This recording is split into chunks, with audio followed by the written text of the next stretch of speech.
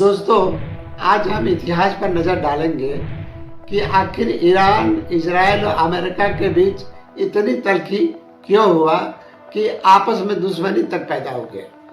1979 के इस्लामी क्रांति के पहले राजा शाह पहलवी के समय अमेरिका और इजराइल के अच्छे संबंध ईरान से थे। पश्चिमी सभ्यता और संस्कृति लोगों के जीवन का हिस्सा बन चुका था। औरतें और लड़कियां स्वतंत्र वातावरण में घूम फिर रही थी, लेकिन लंबे शासनकाल के दौरान राजा शाह पहलवी के शासन में भ्रष्टाचार काफी चरम पर पहुंच गया। तानाशाही भी सरकार के अंग का हिस्सा बन गया और इससे लोगों में असंतोष पनपने लगा। लोगों को लगने लगा था कि ईरान के प्राकृतिक संसाधन, खासकर तेल के रूप में, अमेरिका इसे अपने देश के हित में इस्तेमाल कर रहा है और राजा शाह पहलवी इसमें उनका समर्थन कर रहे हैं। इसी बीच 1953 में लोकतांत्रिक प्रधानमंत्री मोहम्मद मोसादेद को अमेरिकी खुफिया एजेंसी और ब्रिटेन की खुफिया एजेंसी ने मिलकर उसके पद से हटा दिया और उसको गिरफ्तार करवा दिया। मोहम्मद मोसादेद ने ईरान के तेल का राष्ट्रीयकरण कर दिया था। इससे ब्रिटेन के हित का नुकसान हो रहा था। इससे ईरान के लोगों ने अमेरिका का अपने देश में सीधा हस्तक्षेप माना और अमेरिका के प्रति लोगों में आक्रोश जग गया।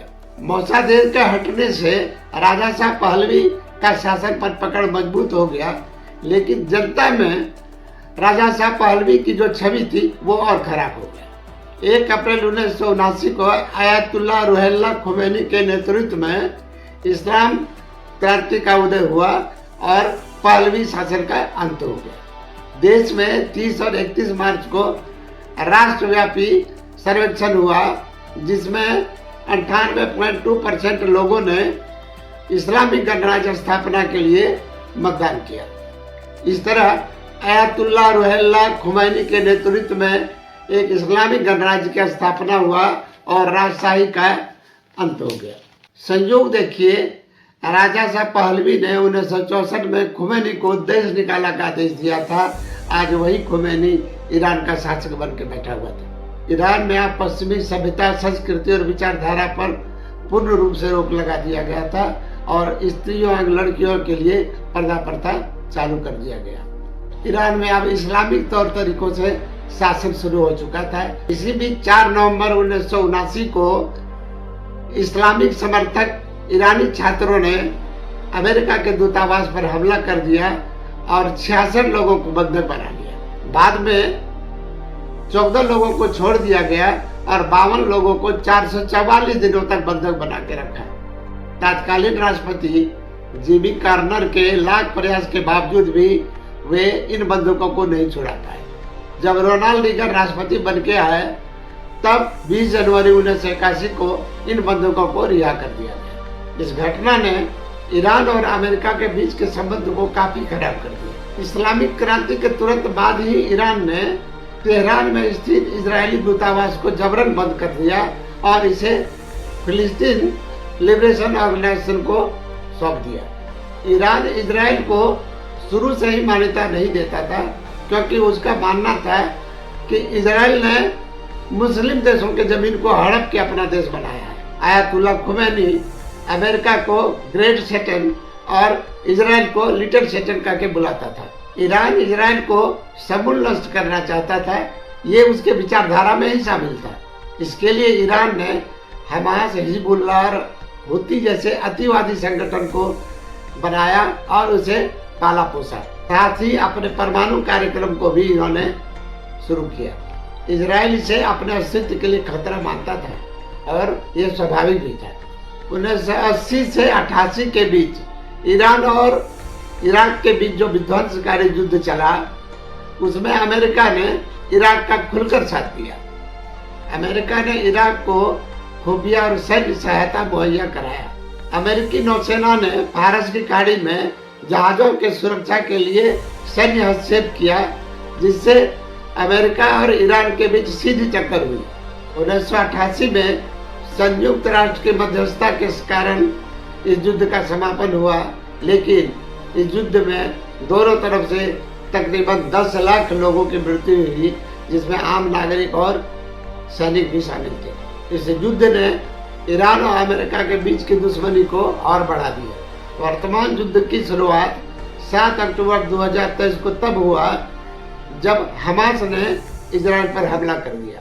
हमास ने इसे ऑपरेशन अल अक्सा फ्लड नाम दिया। यह इजराइल के इतिहास में सबसे घातक हमला था। इसमें हमास के 3000 घुसपैठियों ने एक साथ हमला किया था और 12 से लोगों का कत्लेआम कर दिया था। साथ ही 251 लोगों को बंधक बना के गाजा ले गया था।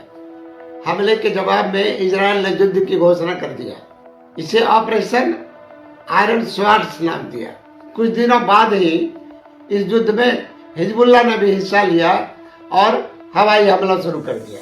परोक्ष रूप से ईरान भी इस युद्ध में शामिल हो गया और इन आतंकवादी गुटों को सैन्य सहायता और राजनीतिक सुरक्षा देना शुरू कर दिया। अमेरिका ने इस युद्ध में इजराइल का खुलकर समर्थन किया। 13-14 अप्रैल को इजराइल ने सीरिया में ईरानी दूतावास पर हमला कर दिया। जवाब में ईरान ने 300 से अधिक ड्रोन और मिसाइलें दागकर इस युद्ध में सीधा प्रवेश किया। 12 दिनों तक चले इस युद्ध में अमेरिका ने भी अपने B-2 बम्बर का इस्तेमाल करके ईरान के परमाणु ठिकानों को क्षतिग्रस्त कर दिया। इजराइल ने भी हवाई हमला करके ईरान को काफी नुकसान पहुंचाया। साथ ही हमास और हिजबुल्लाह को भी नुकसान पहुंचाया। अमेरिका और इजराइल का मानना था कि यदि ईरान ने परमाणु बम बना लिया और अपने सैनिक संसाधनों को और शक्तिशाली बनाया तो यह इजराइल के लिए घातक साबित होगा। भविष्य में अमेरिका और खाड़ी देशों के लिए भी यह खतरा बढ़ जाएगा। सैन्य रूप से ईरान का ताकतवर होना विश्व समुदाय के लिए भी खतरा उत्पन्न कर सकता था। इस्लामी आतंकवाद का विकराल रूप सामने आ सकता था। इस युद्ध में ईरान, हमास और हिजबुल्लाह का काफी नुकसान हुआ। अंततः कई देशों के प्रयास के कारण युद्ध विराम की घोषणा हुआ। इस बीच ईरान के साथ अमेरिका और इजराइल का समझौता वार्ता भी जारी रहा, लेकिन लाख प्रयास के बावजूद भी ईरान अपने परमाणु अस्त्र को विकसित करने के प्रोग्राम को छोड़ने पर राजी नहीं हुआ। अंततः 28 फरवरी 2026 को इजराइल और अमेरिका ने संयुक्त प्रयास के साथ ईरान पर हमला कर दिया और पहले ही हमले में ईरान के सर्वोच्च नेता अयातुल्लाह खामेनेई का निधन हो गया। इस हमले में ईरान के सबसे बड़े सैन्य अधिकारी और IRGC के सैन्य अधिकारी भी मारे गए। अब युद्ध ने भयानक रूप धारण कर लिया था और ईरान ने भी प्रतिशोध के रूप में खाड़ी देशों पर आक्रमण शुरू कर दिया। साथ ही इजराइल पर भी हमला शुरू कर दिया। इस युद्ध में ईरान को भारी नुकसान उठाना पड़ा। ईरान ने अपने बचाव के लिए हॉर्मुज़ जलदोरू मध्य को अपना आधिपत्य में लिया और यहाँ से गुजरने वाले जहाजों को रोक दिया। अब पूरे विश्व पर तेल का संकट मंडराने लगा। दोस्तों, डोनाल्ड ट्रंप ने 2 सप्ताह के लिए युद्ध विराम का घोषणा तो कर दिया है, लेकिन इजराइल अभी भी लेबनान पर बमबारी कर रहा है और ईरान का कहना है कि यह बमबारी यदि नहीं रुका तो इस युद्ध विराम का कोई मतलब नहीं रह जाएगा और युद्ध विराम को हम तोड़ देंगे। दोस्तों, आज का यह विश्लेषण कैसा लगा आप कमेंट बॉक्स में जरूर बताइएगा। नमस्कार।